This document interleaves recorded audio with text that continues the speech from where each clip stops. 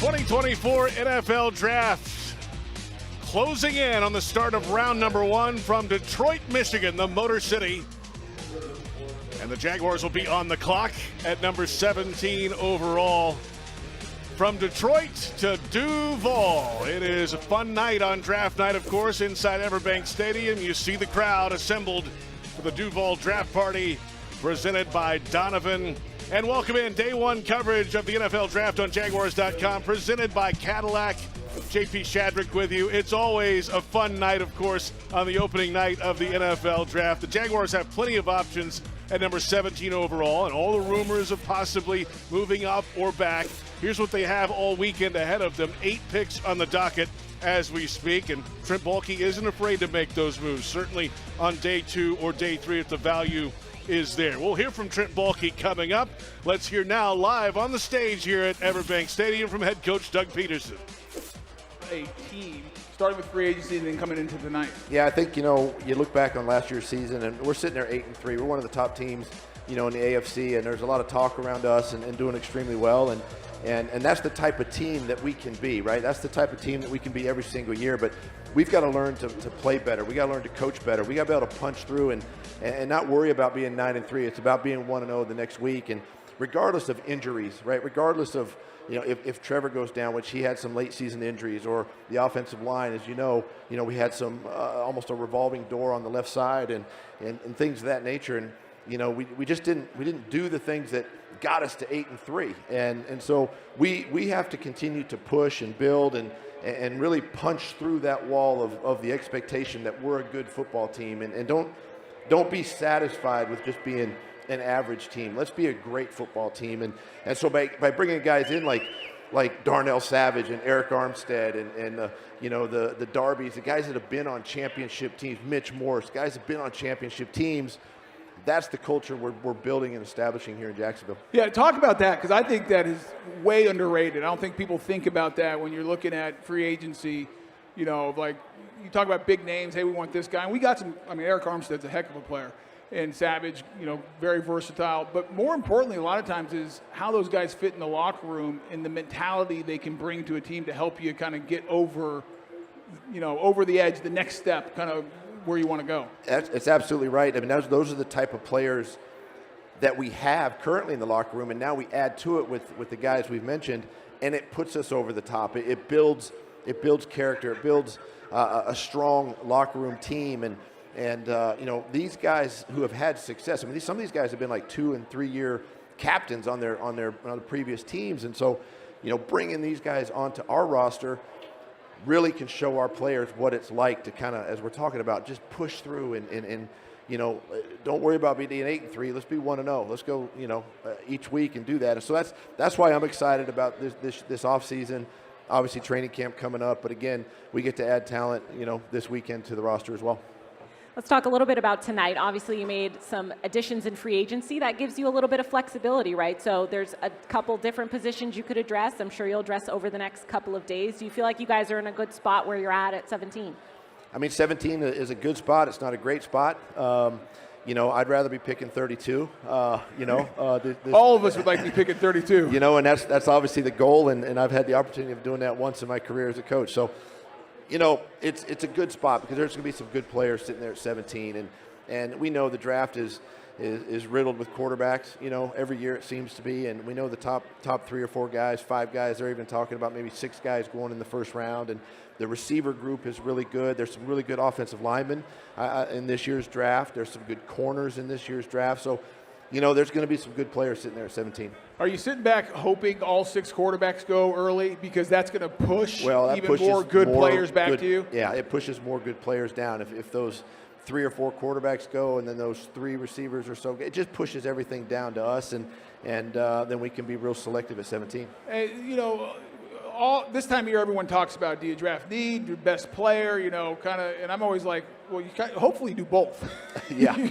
A great player that you need. That's right. As you look at the roster, obviously there's been a lot of talk about corner, wide receiver, maybe an offensive lineman, especially wide receiver and offensive line, really a deep draft. Do you look at the depth of the draft and say, okay, maybe we can get a good player tomorrow in the second round in those deeper positions, so maybe we need to make a different move in a position that's not quite as deep? Yeah, those are all the scenarios that you have to play out leading up to the draft. And then, of course, we have 16 picks tonight in front of us to help us make a pick at 17, or as last year, we move back a couple spots and we take Anton later in the draft and, things of that nature. So, it's a little bit. I mean, I leave all of that stuff to Trent and let him work his magic in the draft and how we move up and down the board and all that. But I know there's going to be some really good players that are going to help us win games this year, sitting there at 17. That is head coach Doug Pederson, of course, on the stage here at EverBank Stadium. Kai Stevens, Tony Boselli alongside. Jeff Lageman alongside up here now. Good to see you. Happy draft night to you. And the excitement is building. Here we are. It's always exciting, I think, this time of year because every team has the belief that tonight's going to provide some hope and change for every football team and help them get better. And this is, without a doubt, the best chance you have at getting better in the draft. If you look at the draft as a percentages game, here you go. Here's your top tier of guys, and you're going to have your choice of some really good players at 17 as well as other teams. Yeah, and we'll see what happens in the top 10, right? Because if there's a run on quarterbacks and then a run on another position group, that shifts some really talented players possibly down in that mid-teens window. I really believe that there will be 4 quarterbacks taken before the Jaguars pick at 17. Could be 5. I think 6 would be a little bit of a stretch, but I mean, now all of a sudden, because the position is such a premium position, it's pushing more talent down to the Jaguars, who feel like they have a quarterback, obviously, with number 16, who's pretty good. Yes, and they're negotiating an extension. That's how good they think he might be. So we'll see. And he's got to get better too. That's okay, right. But and I think it's a great debate for tonight. What are they going to do? Are they going to help him, or are they going to help the other side of the ball? That's a great conversation because there's a new defensive coordinator, new scheme, some holes maybe to fill on defense. But hey, you can always help the quarterback, and that's never a bad decision either. Or to protect the quarterback. Yeah. That's always a good thing. The one thing I think that they did a pretty good job with was in the offseason and free agency, they filled a lot of the holes that they had with free agents, and that allows them, and in the draft luncheon that they had last week, Trent talked about that. Look, we feel like we accomplished filling some holes, so that's going to allow us to draft the best available player. But they also still have this philosophy that if the grades are pretty close, they're going to go for need. Is that the right way to be? I don't know. In 3 years, we'll know, right? I mean, that's kind of the thing there. But I'm a big fan of them trading down like they did last year. So if they have the opportunity at 17 to trade down and acquire maybe an extra second or third round pick, by all means do it if you can. We'll see what they end up doing coming up. 17th is the pick. The draft begins at 8 o'clock. If they stay at 17, could be 10 o'clock-ish, somewhere in that ballpark. For selfish reasons, if they trade up, then great. We're off the radio a little bit earlier, and we all can go to bed a little bit earlier. But, trading back, and if you talk to the analytics and all the people that are the experts on the draft, from a percentages standpoint, you always do better trading back. Let's hear from the general manager, Trent Baalke. I caught up with him today in the 5 o'clock hour. It's now his 11th NFL draft as the decision maker. 2010 to 16 with San Francisco. 2021 through right now with the Jaguars, and his draft day routine is solid. I started with a cup of coffee and talk with my wife and a walk with my dog and then a run. And now we're here. That's a pretty good morning, actually, to kind of clear your head, right? And just it's a new day and a new future for the Jaguars, right? Yeah, you're just trying to get yourself settled. I mean, all the work's done. The hay's in the barn. The board is set. You have some last-minute discussions, but we're ready to go. First draft in this building, in the Miller Electric Center. So how about some features of the draft room? What do you like about the setup in there? Well, it's a beautiful room, beautiful facility. Obviously, everything's state-of-the-art. It's a little different than the one we've had the last couple of years, so it's a little different to get used to with all the boards you're working, but fantastic facility, and appreciate the ability to be working in it. Well, a lot of people working in this building have been working on this draft for a long, long time, and it's a long list of scouting personnel, personnel people in this building, and it all kind of comes to a head this weekend. But when does the work on the 24 draft that starts tonight, When does that actually begin, and how long has this process been? Well, it begins, 360 some days ago, right? And even before that, like we tell these guys when they come in, their resume started when they were young. We go all the way back into the high school, sometimes even earlier than that. So, their resume starts early. Us in the process, we're always evaluating. We're keeping our eye on the guys that are coming up. Your focus is on this year, but you have an understanding of what's coming up behind it. So it's a never-ending process. Trent, take us through this draft. What's the feel above the Jaguars? Is the phone ringing? What's this? Everybody's talking about quarterback run and O-line run. What is your feel right now, just couple hours out? Well, again, you don't play too much into what everyone's talking about. You hear it, obviously, but you don't know. When the draft starts, every year they say there's going to be 1 million trades, and there's hardly any in the first round. Sometimes they say there's going to be none, and there's a bunch. So you just, you set the board and you work the board. We've had some calls, people wanting to move up or move back. We've looked into some scenarios as well. You're just trying to get as prepared as you can, but you don't know what's going to happen until the names start coming off the board. You have a lot of experience in on-the-clock trading. So when that scenario happens, the clock's ticking, phone's ringing, take us through that process, and just the preparation has to be in place at that point. Well, the first round is obviously easier than the later rounds because you got more time. You got 10 minutes to work with. But, again, you've thought through a lot of different scenarios. You have a board that you're working off of, so you know what your value is on these players. And if you're in a position to move up a couple of picks or move back a couple of picks, it all depends on what the board tells you. So we're just prepared for everything.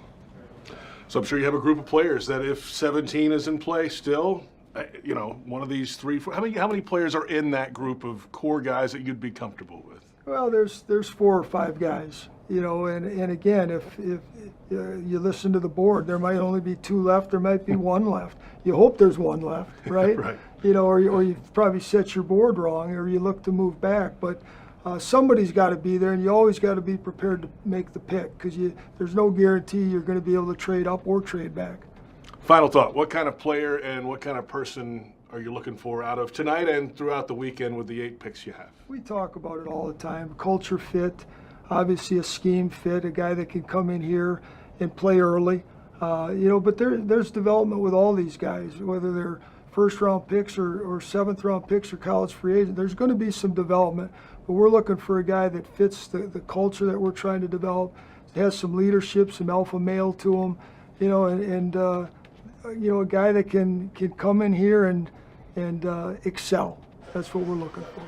It's Trent Baalke, of course, Jaguars general manager. Thanks for his time earlier today. JP Shadrick, Jeff Lageman, and the guy who got a phone call from that guy a couple of years ago, Travis Etienne Jr., Jaguars running back. Great to see you, man. Thanks for coming up. What's happening? How are you? I'm doing good. Thanks for having me. Yeah. Amazing. I'm just excited to be here. I feel like the guy said it. He just called my name, and I feel like it just brought so many memories back. So I'm just excited I'm still here. Take us through your draft day, your big moment. Where were you at? How did it go down? Who was with you? So I was in Texas. I feel like it was the longest day of my life because, just being a competitor, I thought I was going to go so much earlier, but I feel like everything happens for a reason, and I feel like I couldn't came to a better place. But you got to think, every pick gets longer and longer. So I waited so long. I feel like it was the longest day of my life, but when that phone finally rang, there was just so much joy throughout the whole house. I had all my immediate family with me, just the people who kind of believed in me before I believed in myself. So it was a wholesome moment. And I feel like it's a very euphoric feeling. It's like something I could never get back. It's a once-in-a-lifetime experience, and I was just glad I was able to share it with those people. All right, you're going into year 4 in the NFL. It's crazy. Year 3 on the field, obviously the first year, but and you've had success on the field statistically. You've had success from a team perspective 2 years ago in the playoff run, but then last year happened. So how do you guys bounce back as an organization now a week or so in the building in this offseason program? I wish you got to just dive into the problems, just understand where we went wrong at and correct those problems and be able to move forward because you see the potential that we have, and we obviously got there and we won a playoff game. So we just want to get back to there, and you can't take it for granted. And I feel like if we don't take it for granted and coaches keep bringing the right players in, like the coach you keep talking about, I feel like we have the potential to be a Super Bowl team. How was your time away from here? Because, you know, OTAs just recently started, or not really OTAs, but the off-season program just started. How did the time from the season ended until the off-season program beginning, how did that go for you? It went really well. I feel like I learned how to maximize that time since this is going into year 4. I feel like my first couple of years, it kind of was tricky because I didn't really know what to do, but now I kind of got the routine about myself. So it was an easy, smooth transition, and I feel like I had a really great time, but I feel like as I was away, I was just missing the guy, just missing the camaraderie of the team, just missing being in the locker room with the guy, just having fun and just grinding. And I feel like this is where we really create our identity right now. And we always have a bunch of guys show up to voluntary OTAs. I don't know if it's like that everywhere, but here I feel like it's kind of the standard. And I feel like that's what I love about this team, because everybody is so selfless, and we just all want to go out there and win. Yeah, it's kind of interesting in that by the end of the season, you're ready to take a break from all the guys, and then after a few weeks, you kind of miss them. You're like, yeah, I want to have all that back. It's like that of the broadcast team, too, by the way. Yeah, I kind of got tired of this guy. But tonight's a great opportunity to improve this football team. And do you follow the draft? And if so, do you got a preference for who they draft? So this year, I honestly didn't follow the draft. I feel like last year I followed the draft and it didn't go the way I wanted it to. Becoming more of a veteran now. That's right. Yeah, so now I kind of just learned just to whoever we get, the gyms and everybody, they do a great job. And I feel like they bring guys who's going to mesh with everyone. So I feel like they know what they're doing, so I just leave it up to them, and I just go out there and try to perfect my craft. And whenever I'm away, I just try to get away. Don't get too concerned with that, because at the end of the day, there's nothing really much I can say or do to change the pick for real. The old rule of thumb, they pay me to broadcast, they pay you to play, they don't pay us to pick the players. No. All right, but a minute ago, before we brought them on the air, we were talking about the running backs. I got the list up here, the top running back rankings, and I asked you who you liked out of this draft class with the running backs, and you mentioned Trey Benson from Florida State. Oh, yes, sir. I remember watching him because when my little brother was at Florida, just watching them, and he had really great runs. I feel like he was just running physical, just downhill, and I feel like he has that power, but he also has that speed. And I feel like just as you see year in and year out, just the way the running back position is transitioning, you got to be able to be a speed guy and a power guy, and be able to catch the backfield. He did that also, so I feel like his game is already molded for the NFL. Travis, great stuff. Great to see you. Good luck in the off-season program, and I know there's a lot of work to be done between now and June, and enjoy tonight. Thanks for coming up here, man. Yes, sir. Thanks for having me.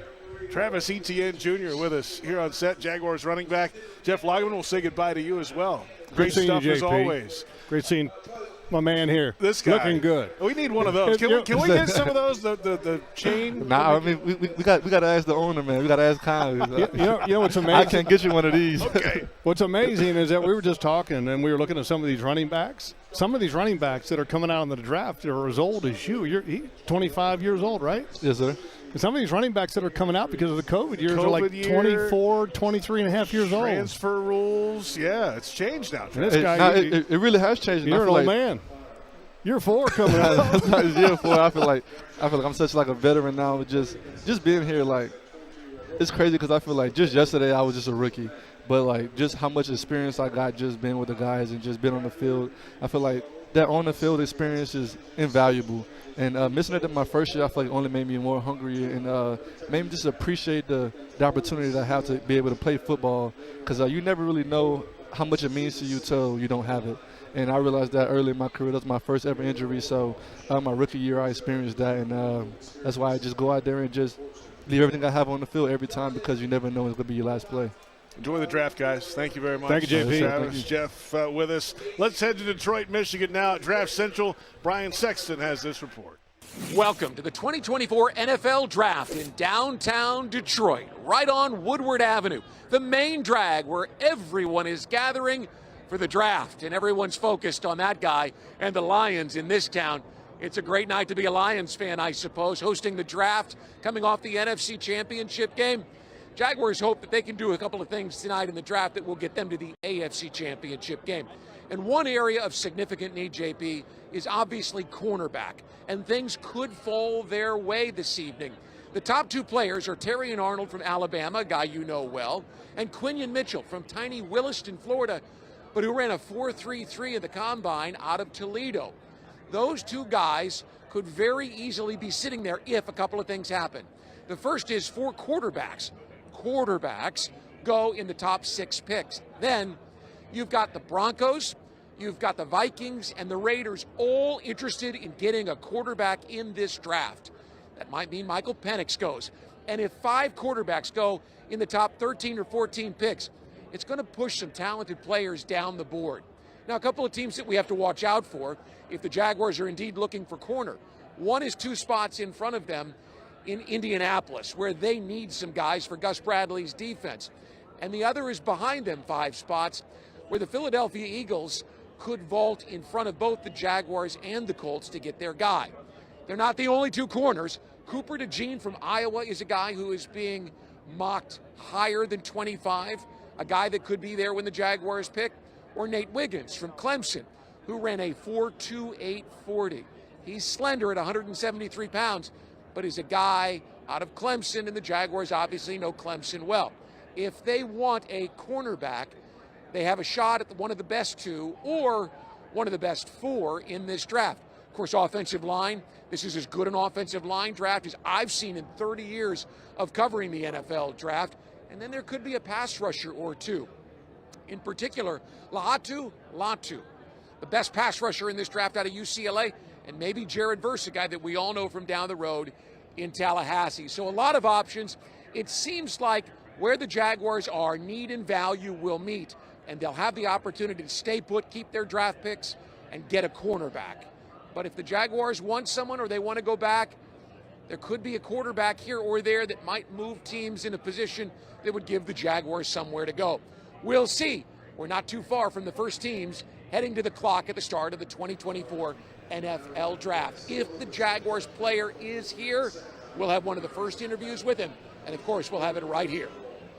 Brian, thank you very much. We'll look forward to that, of course. After the pick happens, we'll be live here on Jaguars.com. John Oehser, Jaguars.com senior writer with us here at EverBank Stadium. The crowd filing in. We're just minutes away from the start of the NFL Draft. The coverage begins on NFL Network, ESPN, and ABC starting at 8 o'clock Eastern. John, so yeah, you heard the cornerback scenarios there, but some of the rumors today are that the Jaguars are calling to at least see about moving up. We heard from the GM earlier. He said he's made some calls about up and down. That always happens, so here we are. You know what I like doing, JP? I like going back a couple of years afterward, sort of watching some things and trying to find out all the pre-draft talk that day, how much really comes to fruition. Usually it's sort of like, what was that movie, Men in Black, where you sort of zap and everything that happened before is gone. Sometimes the draft sort of feels like that. All the build-up, and then all of a sudden you have that pick and everything's forgotten. Look, I don't know if they're going to trade up or down. It feels to me like the most interesting draft I've covered on that front in a long time. I think because they're at 17 and because it makes perfect sense to stay. There's also players and needs tempting to go up. I get why Trent is making calls because there's some players that could be in that 11 to 12 range that are very, very tempting.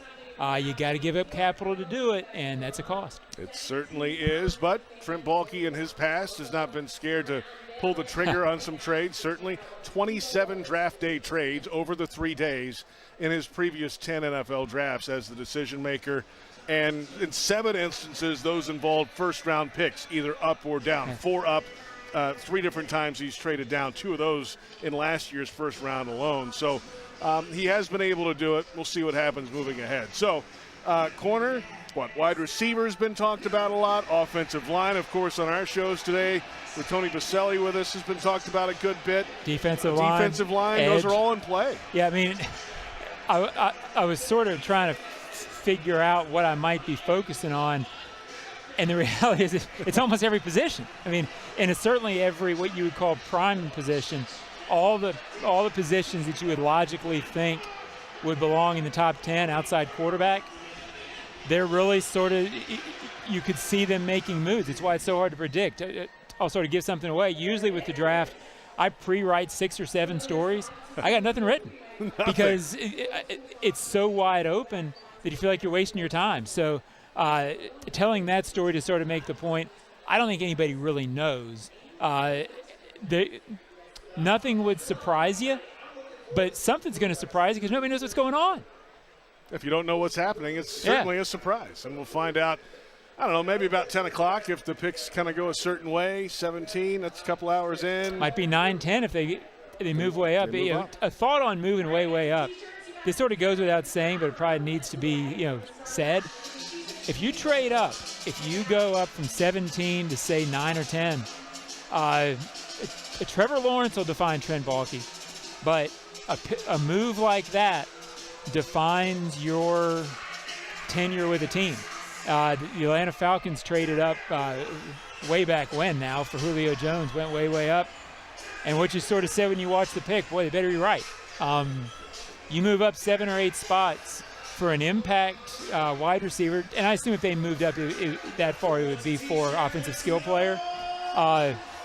It's a great move if he's a multi-time All-Pro. We'll find out what happens in just a couple hours' time. Final thought, though, give us a pick. Give us a name. Well, now. I'm going to go with Terry and Arnold because that's what I've sort of been saying all along. That's assuming they stay put. And you kind of get the idea now that staying put is probably last. If you're going A, B, C, D, none of the above, C is probably stay put. If they move up, the kid from Washington, Odunze. Odunze, yeah. I mean, you hear a lot of good things about that guy. But for the sake of your question, I'm going to say that Quinyon Mitchell's gone and Terry and Arnold is the pick. Would fit very well, can play inside or outside. That's what they need at corner. A cornerback from Alabama, for anybody who doesn't know, which is nobody watching this show. I was going to say, yeah. Or you're about to find out in a couple hours' time. John, well done as always. We'll look forward to your writing, and we'll have, of course, coverage after the pick or picks or no picks, depending on what happens tonight at the NFL Draft in Detroit, Michigan. We're at the DUUUVAL Draft Party at EverBank Stadium. The draft, though, with a nice look at the Detroit River across from Windsor. And it's day one coverage presented by Cadillac. The draft coming up in 2024. Round one is up next.